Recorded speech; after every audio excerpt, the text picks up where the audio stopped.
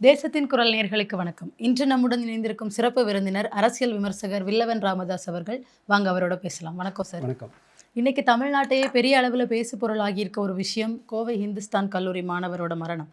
இதில் நிறைய பேர் ஒவ்வொரு அவங்களோட பாயிண்ட் ஆஃப் வியூவை சொல்கிறாங்க. பட் நம்ம இதில் முதல்ல பேச வேண்டியது பாதிக்கப்பட்ட பையனோட பெற்றோர். அவங்க சொல்கிற விஷயம் தான். அவங்க என்ன சொல்கிறாங்கன்னா, என் பையன் போதைப் பொருள் பற்றி நடந்த ஒரு தப்பை பற்றி தகவல் கொடுத்ததுனால அந்த தகவல் வெளியில் கசிய விடப்பட்டு ஒரு 20 பேர் கொண்ட கும்பல் சேர்ந்து என் பையனை அடித்து கொண்டிருக்காங்க. இப்போ கல்லூரி நிர்வாகமும் இதுக்கு உடந்தை அப்படிங்கிற மாதிரி பெற்றோர் தரப்பில் பேசுகிறாங்க. ஆனால் போலீஸ் இதை ஒரு சந்தேகத்தின் பேரில் கூட ஏன் அந்த காலேஜை ஒரு விசாரணை வளையத்துக்குள்ளே கொண்டு வர மாட்டேங்கிறாங்க சார்? போலீஸ் ஜென்ரலாக இந்த மாதிரி கேஸுகளை ஆரம்பத்தில் ஏதாவது ஒரு காரணத்தை சொல்லி முடிச்சு விட தான் பார்க்கும். அவங்க எப்போதும் ஏன்னா முதலாளிகள் வந்து பை டிஃபால்ட் போலீஸ் வந்து முதலாளிகளுக்கு சாதகமாக தான் எப்போவுமே யோசிக்கும். ஏன்னா ஒரு சாதாரண நபர் ஒரு ஹை லெவல் ரெக்கமெண்டேஷனோட வந்து உங்கள் வேலையில் குறுக்கிட முடியாது. ஒரு காலேஜால் அப்படி வர முடியும். அதனால் பொதுவாக எப்போதுமே நீங்கள் பார்த்தீங்கன்னா இன்னொன்று இந்த சிஸ்டமே வந்து இப்போ இந்தியன் சிஸ்டமே பெரும்பாலும் பணக்காரர்களுக்கானது, முதலாளிகளுக்கானது. ஒரு வழக்கு தொடுக்கிறதுக்காக ஒருத்தர் பேரில் போய் கம்ப்ளைண்ட் கொடுக்குறோம். ஒரு ஏழை போய் ஒரு பணக்காரர் பேரில் கம்ப்ளைண்ட் கொடுக்குறாரு. இல்லை ஒரு பணக்காரர் போய் ஏழை பேரில் கம்ப்ளைண்ட் கொடுக்குறாரு. யாரோடதுக்கு ஆக்ஷன் வேகமாக இருக்கும்னு நினைக்கிறீங்க? அவன் பணம் கொடுக்கணுன்னே அவசியம் இல்லை. நம்ம ப்ரொஃபைலே பேசுவாங்க. ஆமாம், அங்கே ஒருத்தரோட செல்வாக்கு இந்தியாவில் எல்லா இடங்கள்லையும் பணக்காரனுக்கு ஒரு இது அட்வான்டேஜ் இருக்கத்தான் செய்யும். அது கோயில் இதாக இருக்கலாம்.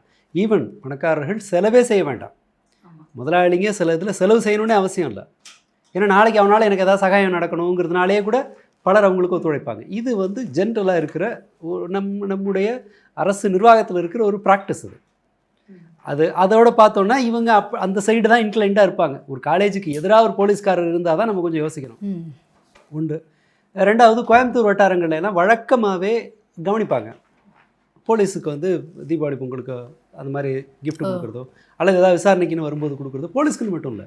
பொதுவாகவே நான் திருப்பூரில் வேலை பார்க்கும்போது கம்பெனிகளில் அந்த சேல்ஸ் டேக்ஸ் டிபார்ட்மெண்ட்டு, மற்ற அரசு துறைகள் இவங்கெல்லாம் ரைட் ராயலாக வந்து தீபாவளிக்கான கிஃப்ட் வாங்கிட்டு போவாங்க. இது வந்து ஒரு இதில் ப்ராக்டிஸில் இருக்கிற ஒன்று. பட் இந்த பர்டிகுலர் கேஸில் இந்த வழக்கில் வந்து காட்டப்படுகிற தீவிரம் என்னென்னா, சட்டசபை நடந்துகிட்ருக்கு. அங்கே சொல்கிறதுக்கு ஒரு காரணம் வேணும் அப்படின்னு சொல்லி ஒரு காரணத்தை தேடி பிடிச்சி கொண்டு வந்து டெலிவரி பண்ணியிருக்காங்க. அப்படி தான் எடுக்க வேண்டியிருக்கு. இதில் கோஷ்டி தகராறு அப்படின்னா இதில் எவ்வளவு சீரியஸான லேப்ஸ் இருக்குதுன்னு பாருங்கள். இந்த பையனை கல்லூரியை விட்டு சஸ்பெண்ட் பண்ணி அனுப்பிச்சிருக்கோம் அப்படிங்கிறாங்க. காரணம் என்னென்னா, சமையல்காரர் ஒருத்தரை அடித்து கீழே தள்ளிவிட்டு அவர் மருத்துவமனையில் போய் அட்மிட் ஆகி ட்ரீட்மெண்ட் எடுத்துகிட்டு வந்திருக்கிறார். அதனாலன்னு சொல்லி இப்படி ஒரு சண்டை நடக்குதுன்னா அதை காலேஜுக்குள்ளேயே சஸ்பெண்ட் பண்ணி பிரச்சனையை தீர்க்க முயற்சி பண்ணியிருக்காங்க. நடந்தது ஒரு அசால்ட், ஒரு அடித்து காயப்படுத்தியிருக்காங்க. ஏன் அது வரலை? அது போலீஸில் கம்ப்ளைண்ட் கொடுத்தா காலேஜ் பேர் கெட்டு போயிடும்.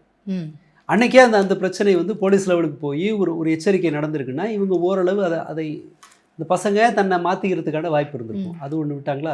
அதன் பிறகு சமயக்காரருக்கும் இவங்களுக்கும் நடந்த சண்டை வெளியில் வந்து எப்படி ஒரு கோஷ்டி தகராறா ஆகுது, அதை பற்றி எதுவும் தெரியலை.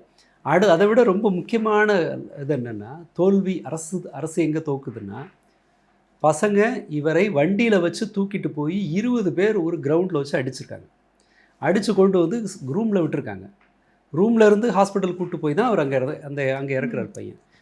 ஒரு இடத்துல ஒரு மாணவர்கள் 20 பேர் சேர்ந்து ஒருத்தரை அடிக்கிறாங்க. கூடுதலாக பசங்க இருக்காங்கன்னா இந்த செய்தி எப்படி போலீஸோட கவனத்துக்கு வராமல் போச்சு? ஒரு 2-3 நிமிஷத்தில் நீங்கள் பொதுவாகவே ஒரு பிரச்சனை, தீவிரமான பிரச்சனை இருக்கிற இடத்துல, கோவை மாதிரி ஒரு நகரத்தில் மாணவர்கள் புழங்குகிற இடங்கள்ல எல்லாம் நீங்கள் அடுத்த 5 நிமிஷத்துக்குள்ளே அந்த இடத்துல போகிற மாதிரியான நெட்வொர்க் இருக்கணும்ல. ஆமாம். எப்படி அது மிஸ் ஆச்சு? ஏன்னா பசங்க ஹைலி இம்பல்சிவ். அவங்க திடீர்னு எதில் அவங்க எப்படி ரியாக்ட் பண்ணுறாங்கன்னு தெரியாது. யார் இது புதுசாக நடக்கலை. இப்போது சென்ட்ரல் ஸ்டேஷனில் 2 மாதம் முன்னாடி, 2 மாதம் கூட கிடையாது, லெஸ் தேன் 2 months, பசங்க விரட்டிக்கிட்டு போய் ஒருத்தர் வெட்டிக்கிட்ட சம்பவம் இருக்குது. போன வருஷத்துக்கு முந்தின வருஷம் ஒரு பிரசிடென்சி காலேஜ் பையனை சென்ட்ரல் ஸ்டேஷன்லேயே வச்சு மர்டர் பண்ணாங்க. ஒரு 20 வயசு பையன். இப்போ அடித்தது வேறு காலேஜ், இப்போ இறந்தது வந்து பிரசிடென்சி காலேஜ் பையன். கோயம்புத்தூரில் இதுக்கு முன்னாடி தான் கூட குடித்த ஒரு 22 வயசு பையனை, அவன் கூட குடித்த 2 பசங்க, ஒருத்தன் 16 வயசு, இன்னொருத்தன் 22 வயசு, கத்தியால் வெட்டி அடித்து கொண்டிருக்காங்க. இந்த இந்த குறிப்பிட்ட கல்லூரியிலேயே இதற்கு முன்பே பல குற்றச்சாட்டுகள் இருக்குது. பசங்க சண்டை போட்டு சொல்லி போலீஸ் கேஸ் வரைக்கும் இருக்குது. இவ்வளவு உங்களை எச்சரிக்கிறதுக்கான இவ்வளவு மெக்கானிசம் இருந்தும் 20 பேர் ஒருத்தனை தூக்கிட்டு போய் அடிச்சுட்டு அது கம்ப்ளைண்ட்டே ஆகாமல் அவன் ஸ்டேஷன் ஹாஸ்பிட்டல் அட்மிட் ஆகிற வரைக்கும் இந்த நியூஸ் வந்து பெருசாக தெரியாமலே இருந்திருக்கு. இதுதான் ரொம்ப பெரிய தோல்வி. இதை நம்ம அமைச்சர் இருக்கார்ல, இதுக்கு பதில் சொல்ல வேண்டிய அமைச்சர் யார்? உயர்கல்வித்துறை அமைச்சர். ஆனால் பதில் சொல்கிறது பள்ளிக்கல்வித்துறை அமைச்சர். கரும்பு 75% கரும்பு உற்பத்தி குறைஞ்சிருக்குன்னு சொல்கிறது யாருன்னு பார்த்தா பொதுப்பணித்துறை அமைச்சர். இவங்களுக்கு சொல்ல வேண்டிய பதில் அவங்க சொல்கிறாங்க, அவங்க சொல்ல வேண்டிய பதில் இவங்க சொல்கிறாங்க. முதல்வர் வேலையை எல்லாரும் பிரிச்சுக்கிட்டாங்கன்றாங்க. இவ்வளவு மெஸ்ஸில் இருந்தால், குழப்பத்தில் ஒரு அரசாங்கம் நடந்தால் சட்டம் ஒழுங்கு இப்படி பல்ல காட்ட தான் செய்யும். கோயம்புத்தூரில் இந்த கொலைகள் வந்து 5-6 எனக்கு தெரிஞ்சு 1 மந்த்துக்குள்ளே இந்த மாதிரியான சீரியஸான கொலைகளே 5-6. இன்னைக்கு ஒரு பெண் கொல்லப்பட்டிருக்காங்க. மொத்தம் 10 கொலைகள் ஆயிருக்கு இந்த 3 மாசத்துல மட்டுமே கோயம்புத்தூரில் மட்டும். அது மாணவர்கள் இன்வால்வ் ஆகுறதுன்னு நான் பார்த்தேன் 3 இளைஞர்கள். இப்போ இன்றைக்கி தான் ஆட் ஆகிருக்கலாம், இல்லை 4 இருக்குது. பல்லடத்தில் ஒரு தன்னை இன்ஸ்டாகிராமில் லவ் பண்ண பொண்ணு அவங்க அம்மாவை கொண்டிருக்காரு ஒரு பையன். ஸோ இந்த இந்த இவங்களோட பதில் இருக்கு இல்லையா, அது உடனடியாக இந்த பிரச்சனையை அது ஒரு கோஷ்டி தகராறு அப்படிங்கிற பதில் என்ன சொல்ல வருதுன்னா, அரசாங்கம் இந்த விஷயத்தில் சீரியஸாக இல்லைங்கிறது அதோட பொருள். அது எப்படி அந்த மாதிரி ஒன்று நடக்க எப்படி முடியுங்கிற கேள்வியெல்லாம் வரல. இன்னொன்று அதை நாங்கள் பல்வேறு இது வந்துட்டுருக்கு, நாங்கள் அதில் இருக்கிற பிரச்சனைகளை சரி செய்கிறோங்கிற மாதிரியான பதில் இல்லை. முக்கியமாக பதில் சொல்ல வேண்டிய அமைச்சர் சொல்லலை. இவங்க என்ன சொல்ல வர்றாங்கன்னா, எல்லாத்தையும் ரொம்ப சாதாரண பிரச்சனைன்னு சொல்லி கைகழுவிட தான் விரும்புகிறாங்க. இப்போ ஒரு நடிகை ஒருத்தர் கரண்ட் பில் ஏறி இருக்குன்னு போஸ்ட் போடுறாங்க. அது என்ன ஆயிருக்குன்னா, உங்கள் நம்பரை கொடுங்கன்னு சொல்லி கேட்குறாங்க. ஒரு பெண்மணிகிட்ட நம்பரை கொடுங்கன்னு கேட்குறது அது மாதிரி பொது வெளியில் கேட்குறத விடவும் அதை நீங்கள் போய் அங்கே விசாரிச்சிடலாம். இதற்கு முன்பு இதே மாதிரி கம்ப்ளைண்ட்டை சொல்கிறாரு யார், இயக்குனர் தங்கர் பச்சான்னு சொல்கிறாரு, எனக்கு கரண்ட் பில்லு பிரச்சனை இருக்குன்னு சொல்லி. அப்போ என்னென்னா, இந்த மாதிரி போஸ்ட் டைரெக்டாலாம் போடல, அவங்க வீட்டுக்கு ஆள் போகிறாங்க. அவங்க வீட்டில் 3 கனெக்ஷன் இருக்குது அப்படின்னு சொல்லி அதை எக்ஸ்போஸ் பண்ணுறாங்க. இத்தனை ஏசி இருக்குது, இத்தனை டிஃப்ரெண்ட் கனெக்ஷன்ஸ் இருக்குது. அதன் பிறகு தான் அந்த செய்தி அமைச்சரோட பதிவில் வருது. நேரடியாக வந்து உன் நம்பர் என்னன்னு கேட்டு இதெல்லாம் பண்ணல. நைட்டுக்கு ஃபோன் பண்ணியிருக்காங்க அவங்க இதுக்கு, அந்த பில்லிங் இஷ்யூவை வந்து கேட்குறதுக்கு. இந்த மாதிரி அவசர கொடுக்கத்தனமாக ஒரு பிரச்சனை இருக்குன்னா, அதாவது ஒரு அரசாங்கத்தில் நம்ம வந்து எல்லா தெருவுலையும் வந்து முதலமைச்சரோ ஒரு அமைச்சரோ வந்து கண்காணிக்கணுங்கிற அவசியம்லாம் கிடையாது. அரசினுடைய வேலை என்னன்னு சொன்னால் அதனுடைய சீரியஸ்னஸை உணர்றது. இது இனிமேல் நடக்காமல் பண்ணுறது, என்னென்ன செஞ்சுருக்கோம், அப்படி என்னென்ன செய்ய போகிறோங்கிறத உறுதிப்படுத்துறது. அதுக்கு மேலே நாங்கள் வந்து இனி சரியாக செயல்படுவோம்னு மக்களுக்கு நம்பிக்கை அளிப்பது. இதெல்லாம் தான் ஒரு குற்றத்தில் அரசாங்கத்தின் மீது நாம் ஏன் நெருக்கடி கொடுக்குறோன்னா, இப்படி ஒரு பதில் வரணுங்கிறதுக்காக தான். ஆனால் ஒரு புகார் வரும்போதெல்லாம் இவங்க என்ன பண்ணுறாங்கன்னா, டிஸ்கவுண்டிங் தான் பண்ணுறாங்க. இது அவ்வளவு பெரிய பிரச்சனை இல்லை, இது எங்கேயோ நடந்த ஒரு பிரச்சனை. நடவடிக்கை எடுத்த பிரச்சனைகள்லேயே கூட இதற்கு முன்பு தாவேகா ஓவர் ரியாக்ட் பண்ணியிருக்கு. ஒரு சாரி கேட்டால் போதுமா சிஎம் சார் அப்படின்னு பேசியிருக்காங்க. இப்போ அதுக்கே நாதி இல்லை. இந்த குரலை கேட்க நான் வந்து ஒரு பெற்றோர் சொல்கிறது அப்படியே நம்புங்கன்னா நான் சொல்லலை. ஆனால் அவங்களுக்கு இது குறித்து நியாயமான விசாரணை நடவடிக்கை எடுப்போம் அப்படிங்கிற அஷூரன்ஸ் அவங்களுக்கு வேணும். பெற்றோர்கள் பொய் கூட சொல்லலாம், அல்லது அவங்க தவறான தகவலை கூட சொல்லலாம். தன்னுடைய குழந்தை மீது கெட்ட பேர் வரக்கூடாதுங்கிறதுனால அவங்க சில விஷயங்களை மறைச்சு பாதி உண்மையை கூட சொல்லலாம். எது வேணால் நடக்கும். இன்னொன்று, முதல்ல வர இன்ஃபர்மேஷன் பெரும்பாலும் அறகுறை இன்ஃபர்மேஷனாக தான் இருக்கும். இது எல்லா நியாயத்தையும் புரிஞ்சுக்க தெரியாமல் நாம் இல்லை. ஆனால் விஷயம் என்னென்னா, அங்கே 3 வருஷம் படித்த ஒரு பையனை, ஹாஸ்டல்லேருந்து படித்த ஒரு பையன், ஒரு பெற்றோர்கள் தான் குழந்தை இழந்திருக்காங்க. இழந்தவர்களை நீங்கள் அவங்களுக்கான அந்த அஷூரன்ஸை கொடுத்து அவங்களுக்கு நீதி கிடைக்குங்கிறத உறுதிப்படுத்த வேண்டியது அரசாங்கத்தோட வேலை. ஆனால் இங்கே நடக்கிறது என்னன்னு சொன்னால், அவங்க அம்மாவோட கேள்வி ரொம்ப லாஜிக்கல். ஏங்க, ஒரு பையனை 20 பேர் சேர்ந்து அடிச்சிருக்காங்க, இது எப்படி கோஷ்டி தகராறு ஆகும்? இந்த கேள்விக்கு பதில் வரணும்ல. இவர்கள் கேள்விக்கு பதில் சொல்ல தயாராக இல்லை. ஒரு அரசாங்கம் கேள்விகளை சந்திக்க தயாராக இல்லைன்னா பிரச்சனைகளை, குற்றங்களை உங்களால் குறைக்க முடியாது. இப்போ இந்த பிரச்சனையில் இன்னொரு பாயிண்ட் ஆஃப் வியூ இருக்குது. அதாவது எவிடன்ஸ் கதிர் அவங்கெல்லாம் அந்த களத்துக்கே போயிருக்காங்க. ஆய்வுகள் தரவுகள் சேகரிக்கிறோம். என்னன்னா, பாதிக்கப்பட்டவர் வந்து பட்டியல் சமுதாயத்தை சேர்ந்தவர். ஒருவேளை மேபி இது ஒரு ஆணவ கொலையா இருக்கிறதுக்கான வாய்ப்புகள் அதிகமா இருக்கு. அதாவது ஜாதி ரீதியா நடத்தப்பட்ட கொலையா சாதிய கூட கொலை. இருக்கலாம். அப்படிங்கிற மாதிரியான பாயிண்ட் ஆஃப் வியூவும் இருக்கு. ஒருவேளை அமைச்சர் ராஜ்பவன் அவர்களுக்கு இது குறித்த தகவல்கள் ஏதாவது வந்திருக்கலாம். அப்ப நம்ம ஆட்சியில மறுபடியும் ஒரு ஆணவ கொலையா அப்படிங்கிற பாயிண்ட் ஆஃப் வியூ வரக்கூடாதுன்னு கூட அவர் மாத்தி பேசுறாருன்னு நம்ம எடுத்துக்கலாம். இல்ல ஜென்ரலாவே அவங்களுக்கு இந்த மாதிரியான குற்றங்களை கொஞ்சம் மட்டம் தட்ட வேண்டிய, அந்த குற்றத்துக்கு சம்பந்தப்பட்டவர்களை பொறுப்பாக்கிட்டா நம்ம தப்பிச்சுக்கலாங்கிற ஒரு எண்ணம் இருக்கு. இது புதுசாலாம் நடக்கல. நீங்க இதுக்கு முன்பு பாத்தீங்கன்னா இங்க கோயம்புத்தூர்ல ஒரு 5 வயசு 7 வயசு பொண்ணுன்னு நினைக்கிறேன், 10 வயசு குழந்தை அப்படியா இறந்து ஆமா அந்த குளத்துல செக்ஷுவல் ஹராஸ்மெண்ட் இதாகி அதுல என்ன மாதிரியான சோஷியல் மீடியா ப்ராபகண்டா வந்ததுன்னா, அவங்க அம்மா குடிச்சிட்டு படுத்திருந்தாங்க வீட்டில், அதனால குழந்தை காணா போச்சு அப்படின்னாங்க. பட் கேள்வி என்ன வரணும்னா, அது என்னவாகவும் இருக்கட்டும், அப்போ அம்மாவே இல்லைன்னா அதை விட மோசமாகவும் சொன்னாங்க. அந்த குழந்தைய சீரழிச்ச அவனோட அந்த அம்மாவுக்கு தொடர்பு அப்படிங்கிற மாதிரியான ப்ரொபகண்டாலாம் செட் பண்ணாங்க. இது எவ்வளவு நயவஞ்சகமான ஒன்றுன்னு பாருங்க. இந்தியாவில் அப்படி நீங்கள் பார்த்தீங்கன்னு சொன்னால் எல்லாத்தையும் ஏதோ ஒரு கேஸ் எழுதிடலாம். ஏன்னா 90%க்கு மேலே சிறார் பாலியல் வன்கொடுமைகள் மிக நெருங்கிய வட்டாரத்தால் நடத்தப்படுகிறது. இதுதான் இந்தியாவோட ஸ்டாட்டிஸ்டிக்ஸ். முதல்ல ஒருத்தர் பிள்ளையை இழந்துட்டு அழுகிற ஒருத்தர் மீது இங்கே இருக்கிற இந்த ஆன்லைன் அப்யூசர்ஸ் ஆக்டிவேட் பண்ணிட்டு அவங்க பேர்லேயே கம்ப்ளைண்ட் பண்ணியிருக்குது. சிம்பிளான கேள்வி. சரி, இப்போ அப்பாவோட இருக்கு பொண்ணு, அப்பா குடிச்சிட்டு படுத்துருக்கான், எவ்வளோ பேர் இப்போ குடிக்கிறாங்க? அப்போ அந்த பொண்ணை அந்த குழந்தைய தூக்கிட்டு போகிறதுக்கு ஒரு காரணத்தை, ஒரு லைசன்ஸை கொடுக்குற மாதிரி இருக்கு இல்லையா? இந்த டிஃபென்ஸே ரொம்ப மட்டமானது. இவங்க பொதுவாகவே ஒரு பிரச்சனையை மட்டம் தட்டுறதுக்கு இப்படியான டூலை வந்து கையில் எடுக்கிறாங்க. இன்னொன்று டிவிகே சைடில் இன்னொரு டிஃபென்ஸ் வந்துச்சு. ஒரு ஆள் பாப்புலராக இருந்தவர் தான் என்ன பேசுனான்னா, நீங்கள் குடிச்சிட்டு சாவறதுக்கு தானே குடிக்கிறீங்க, ஏன் 10 ரூபா கூட கொடுத்துட்டு குடிச்சா என்னன்னு கூட வீடியோக்கள்லாம் வந்தது. இவங்க பிரச்சனையை அணுகுகிற விதமே இழந்தவனுக்கு பொறுப்பு இருக்குது, அவன் தான் காரணம், அவன் சைடில் தள்ளி விடுறது தான். அமைச்சர் இந்த மாதிரி ஒரு கருத்தை சொல்லும்போது போலீஸ் அதன் பிறகு அந்த ஆக்ஷன் எப்படி எடுக்கும்?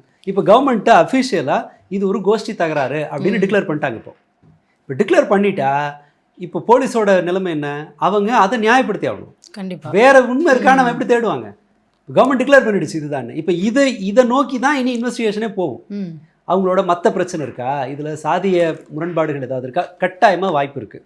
ஏன்னா ஜாதி சங்கங்கள்லாம் ரொம்ப தீவிரமாக இது மாதிரியான இதில் வந்து இயங்குறாங்க.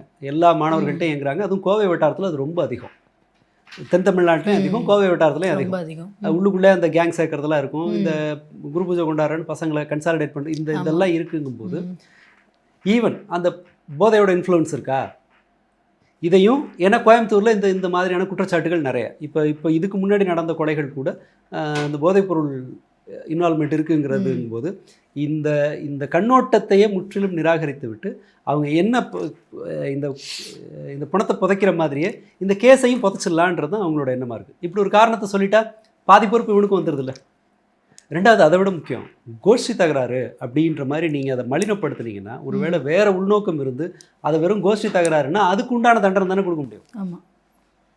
இப்போ போதைப்பொருள் பிரச்சனை இருக்குது, சண்டை இருக்குது அப்படின்னு அவங்க பெற்றோர் சொல்கிறது நியாயமாக இருந்து ஒருவேளை அந்த கோணத்தில் விசாரணை போகுதுன்னா உங்களுக்கு தண்டனை வந்து இன்னும் கடுமையாக இருக்கும். ஏன்னா ட்ரக் இருக்குது, அப்போது மாட்டி விட்டாங்கிறதுனால இவனை வந்து அடித்து கொண்டாங்கன்னா ஒரு திட்டமிடல் இருக்குது, இது வெல் பிளான்டு மர்டர்னு நீங்கள் நிரூபிக்கும் போது குற்றவாளிகளுக்கு ஒரு பெரிய தண்டனை கிடைக்கும். அதோடு இல்லாமல் யார் இவங்களுக்கு இந்த மாதிரி போதைப் பொருளை சப்ளை பண்ணான்னு விசாரணை அந்த பக்கம் போகும். அது ஒரு பெரிய ப்ராசஸ். இது கோஷ்டி தகராறுனா என்ன ஆகும்? இதில் 20 பேர் அரெஸ்ட் பண்ணுறோம், அதில் வந்து ஒரு கொஞ்சம் பேருக்கு கொஞ்சம் தண்டனை, கொஞ்சம் பேர் ரிலீஸ் ஆகுறது, கொஞ்சம் பேருக்கு தண்டனை, முழு தண்டனை, அப்புறம் அடுத்து அவங்க போவாங்க.